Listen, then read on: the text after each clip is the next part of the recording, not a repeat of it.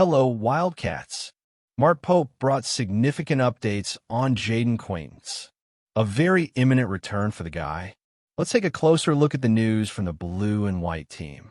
It doesn't go unnoticed how a simple statement can change the mood of the season. And in Kentucky, Mark Pope's recent expression carried something beyond common optimism.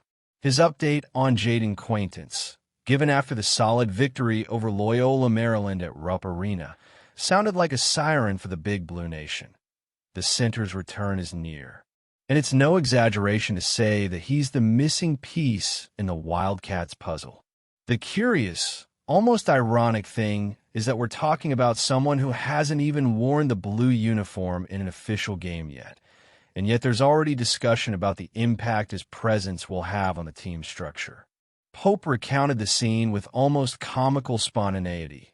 Quaintance participated in a 2-on-2 full-contact practice for the first time, and the coach almost had a heart attack. He thought the kid had crashed the practice too early. He hadn't. He was cleared, progressing, gaining rhythm. The phrase wasn't just a medical update. It was the kind of information that changes conversations, repositions expectations, and gives fans back that old spark that transforms doubts into ambitious projections. Seeing the coach speak in the present tense, no longer in the conditional, is the clearest indication that the wait is nearing its end.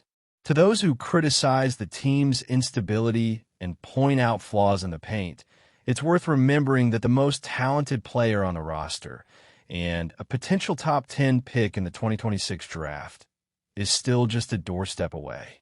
Quaintance arrives as an elite defender, a body that protects the rim naturally, unlike the average player, and whose numbers speak louder than empty promises. 9.4 points, 7.9 rebounds, and 2.6 blocks per game at Arizona State, still at just 17 years old. Some believe he has everything it takes to flirt with double-double averages and lead the country in blocks. It's not a distant dream. It's a plausible projection for someone who is already doing this while still considered too young by NCAA standards. What Kentucky gains with him isn't just extra inches in the paint. It gains intimidation. It gains defensive breathing room. It gains a pillar that can reorganize the collective rhythm, allowing for cleaner transitions, relieving pressure on guards, and, above all, generating confidence. A block at the right moment silences arenas and changes the night like no three-pointer can. There are players who score, others transform games. Quaintance, it seems, belongs to the second group. The schedule indicates his return should happen around mid-December, and recent progress confirms that this prediction wasn't empty optimism. If everything goes as expected, some even murmur about the possibility, albeit cautiously, of seeing him before the start of the SEC. The season demands maturity, it demands growth, and having JQ available to progressively earn minutes may be what separates a competitive team from a feared one. Mark Pope knows this, perhaps better than anyone. Kentucky knows this, and the fans feel the change in the air. With each new complete practice, with each unrestricted movement, the shadow of doubt over this team's potential diminishes. When Jayden Quaintance steps onto the polished floor of Lexington in his official uniform, it will be less of a debut and more of an epiphany. The moment when what was a promise finally becomes a reality. Meanwhile, we must watch, with the due care that basketball demands and the patience that fans rarely possess. Because when the center returns, the Kentucky Wildcats won't just be another team waiting for improvement. They'll be a team with a defensive identity, physical strength, and a project ready to mature the moment their most anticipated talent touches the ball. Let's take a closer look at this. John Pelfrey, a name that resonates deeply in the collective memory of BBN fans, returns to the cathedral he calls his spiritual home. For many, it may seem like just another warm-up game before the clash against North Carolina. But for Pelfrey, this moment is a reunion with his soul. When he walks through that tunnel, He won't just be a visiting coach making his routine entrance. He will be a man returning to the place that defined his journey, shaped his ambitions, and served as the backdrop for some of the most significant pages of his life. The phrase he repeated in an interview with Alan Cutler: "This place has always been different for me. It's the only place I've ever wanted to be," carries the weight of an unwavering truth. It's not gratuitous nostalgia or mawkish sentimentality. It's the declaration of someone whose existence is intertwined with the history of a program that transcends sports. John Pelfrey wasn't just any player during his years wearing Kentucky's blue and white. He was the beating heart of a team facing titanic challenges, but which found strength precisely in the collective spirit and tireless leadership of its captain. The Unforgettables, as they became known, were not just a group of talented athletes. They were a family united by a common purpose: to restore the glory of a program that had been shaken by turbulent times.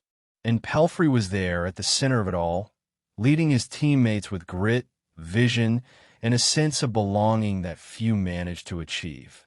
The numbers tell part of the story: 1,257 points in his college career, 327 assists, and a 37% three-point shooting percentage.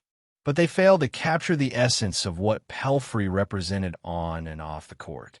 He was the player who inspired confidence when the score was tight, the leader who remained calm when chaos threatened to take over, the living symbol of perseverance and passion. Growing up in Paintsville, a small town 100 miles from Lexington, Pelfrey knew from an early age that Kentucky was more than just a basketball team. It was an institution, a tradition, a legacy, and he didn't just dream of being a part of it. He fought tirelessly to make that dream a reality. Now, decades later, he returns to Rupp Arena not as a protagonist, but as an opponent. He brings with him the Tennessee Tech Golden Eagles, a team that, while not sharing Kentucky's historical pedigree, reflects much of what Pelfrey has always valued: hard work, dedication, and the desire to exceed expectations. When he speaks of Rupp Arena as a special cathedral, he's not exaggerating. For him, that gigantic space is not just a basketball arena. It's a sanctuary where memories were made, where victories were won, and where the echo of each applause carries meaning. It's a place he's known for 41 years, since he was a dreamy boy trying to figure out his way there. And while Mark Pope, the current Kentucky coach, watches from across the court, there's something peculiarly poetic about this scene. Pope, who inherited a program with extremely high standards, understands better than anyone the magnitude of what it means to lead Kentucky basketball. He knows that every decision, every tactical move, and every word spoken to the players is evaluated under the unforgiving microscope of expectations. Yet, tonight he'll be face to face with someone who embodies what it means to be part of this culture. Pelfrey doesn't need to prove anything to anyone. He has already written his name in the program's history. And yet, here he is, returning to the place that saw him grow, compete, and triumph. The audience at Rupp Arena will surely recognize the symbolism of this moment. When Pelfrey emerges from the tunnel, there will likely be an explosion of applause, a mixture of respect and admiration for the man who has dedicated so much of himself to Kentucky. It won't just be a tribute to a former player or a visiting coach. It will be a celebration of everything Kentucky basketball stands for. It's impossible not to feel a shiver imagining the scene. Pelfrey standing there, absorbing the warmth of recognition, perhaps even allowing himself a brief smile as he mentally recalls the moments that brought him here. There's something profoundly human about this journey. Pelfrey could have chosen any other path, but he chose to pursue what he always knew to be his destiny. Let's move forward. For weeks, those who follow college football have watched Kentucky walk a tightrope. It's been a semester of ups and downs, stumbles that raised alarm bells, and moments of growth that sustained the belief that there was still life in the season. And now, in the last game of the regular season, the math mixes with the weight of the rivalry. Beating Louisville means much more than a result. It means a bowl game, it means a comeback, it means rebirth under the command of Mark Stoops. The scenario set for Saturday, November 29th, at L&N Federal Credit Union Stadium is one that shapes narratives. Kentucky arrives with a 5-5 record, a portrait of survival after starting 2-5 and being considered by many to be out of the running. Louisville, in turn, arrives with a 7-4 record and home field advantage, but far from transmitting the security that was expected weeks ago. Betting opened with the Cardinals favored by a touchdown, but the line plummeted to -2.5 when injuries began to reshape the balance. Wide receiver Chris Bell, projected to be a first-round pick in the 2026 draft, is out, and his absence weighs like a brick in the Cardinals' offensive structure. A greater gap between the rivals was expected, but the landscape has changed. The reality is simple, but full of sporting drama. Kentucky is one game away from securing a bowl game appearance that seemed distant when losses piled up and criticism arose in volume. The mission is to go to Louisville as the underdog, endure the late November weather. 30 degrees Fahrenheit predicted at kickoff, cloudy skies, biting wind, and leave with a victory that restores pride to a team that has already felt the weight of frustration firsthand. The 45-17 loss to Vanderbilt hurt. No one disputes that, but there's an essential difference between falling and giving up. The Wildcats didn't retreat. They know that Vanderbilt can reach the college football playoffs if they beat Tennessee. And this, however paradoxical it may seem, helps to contextualize that the setback was against a much stronger opponent than it appeared on the surface. Louisville, on the other hand, is coming off a painful 38-6 loss to SMU, a blow that exposed vulnerabilities. Two wounded teams, two pressured teams, a classic that demand a response. And it is precisely in these environments, cold, tense, uncomfortable, that well-run programs find their mettle. Stoops always preached resilience, and this is the time to put it into practice with maximum intensity. If Kentucky wins, the story of the season changes instantly. It ceases to be the team that almost fell into the abyss and becomes the team that rose when the context said to stay down. There is competitive beauty in that. There is grit. There is construction.